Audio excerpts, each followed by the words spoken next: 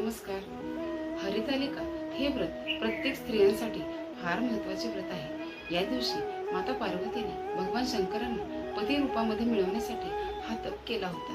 हे व्रत करताना तुम्ही फलाहार किंवा निराहार राहून हे व्रत करू शकता. या व्रतासाठी लागणारे साहित्य म्हणजे 5 वेगवेगळ्या प्रकारच्या झाडांची पालवी म्हणजेच पत्रिका, तसेच 5 प्रकारची फळे, फुले आणि पार्वती मातेची ओटी भरण्यासाठी जे ओटीचे साहित्य असते, ब्लाउज पीस, बांगड्या, मंगळसूत्र, तांदूळ आणि 5 प्रकारच्या त्यामध्ये सुपारी, हळकुंड, खोबरं, बदाम याप्रमाणे.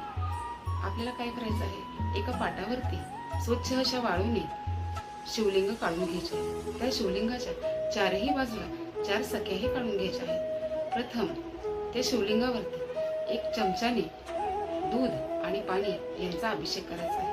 त्यानंतर शिवलिंगाच्या पायथ्याशी माता पार्वतीचे स्थान असते, तिथेही हळदी कुंकू वाहून तिथे पार्वती मातेची ओटी भरायची आहे. आजूबाजूला ज्या 4 सख्या आहेत त्यांनाही हळदी कुंकू लावायचे आहे. त्यानंतर शिवलिंगावरती ज्या 5 प्रकारच्या पालवी आहेत त्या पालवी अर्पण करायच्या आहेत. त्यावेळेस अर्पण करताना ओम पार्वती नमः किंवा ओम नमः शिवाय या मंत्राचा देखील तुम्ही जाप करू शकता. फूल व्हायचे आहे, धूप दीप आरती करायची आहे आणि असे हरतालिकेचे व्रत सर्व स्त्रियांनी अगदी मनोभावे करून त्याचा लाभ सर्वांनी घ्यायचा आहे. ओम काळेश्वरी.